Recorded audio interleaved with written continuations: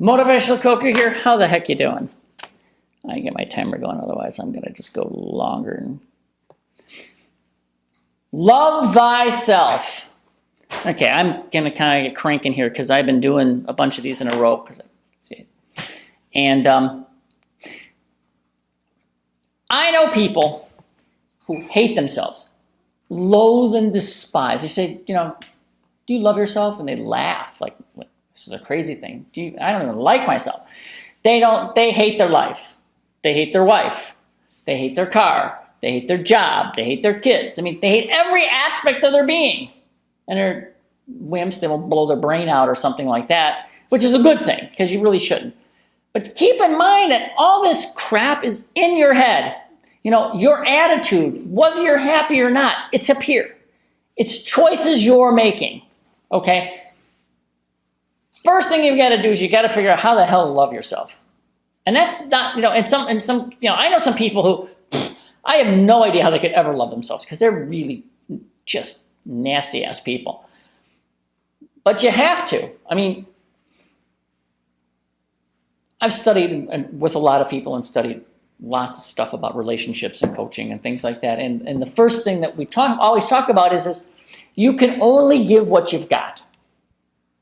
Okay. If you hate yourself, you can't love anybody. All you can do is hate. You can give out, disparity. You can give out frustration and disappointment and aggravation. And those people, you see them every single day. They don't love themselves.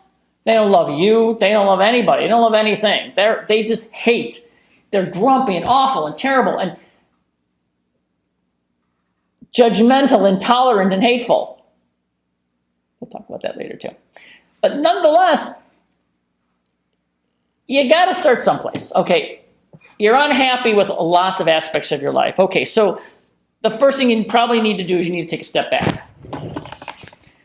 And come to grips with what's going on, where you've been, where you're going, why you're going, where you're going, and when, and why, and where, and for, and all that.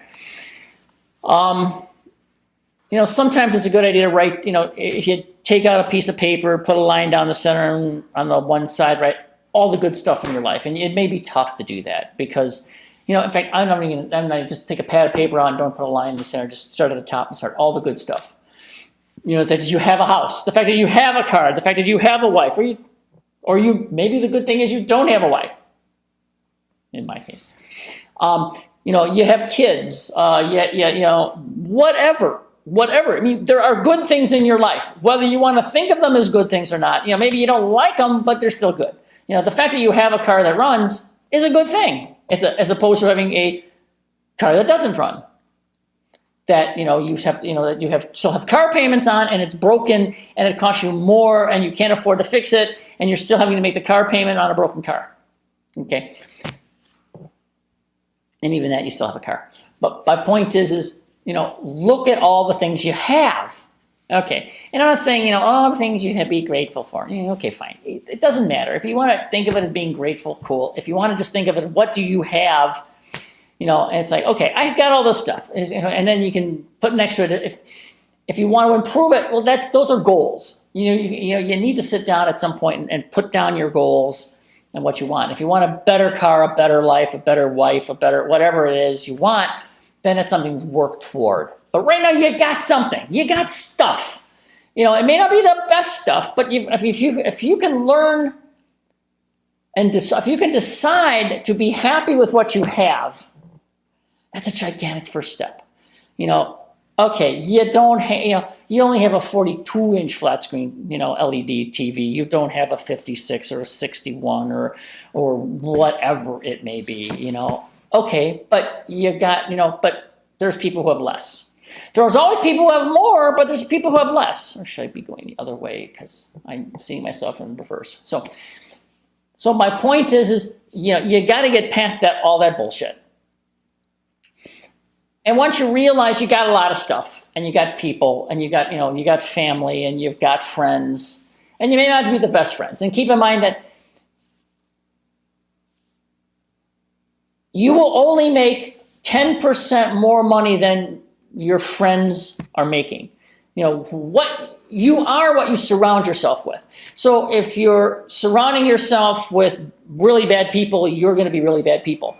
And if you surround yourself with really good people, then you're going to be good people. If you surround yourself with miserable, unhappy people, then you're going to be miserable and unhappy. If you surround yourself with happy people and shut up long enough so they don't kick your ass out, then you're going to be a happy person because it's contagious. Ooh, I wrote that down the other day. I have a note and it was brilliant. Somebody said that condition is contagious.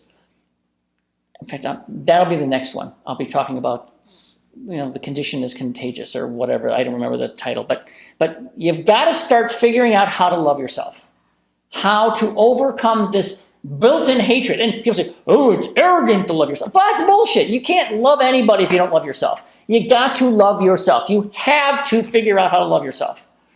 How to put yourself first. First. Take care of yourself. Clean yourself up, get a haircut, shave, wear better clothes, make yourself feel good about yourself.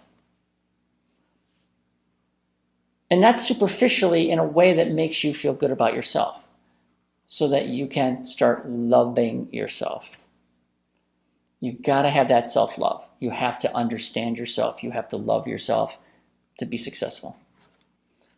This is something that's going to be woven into. I'm going to keep talking about this self-love more later.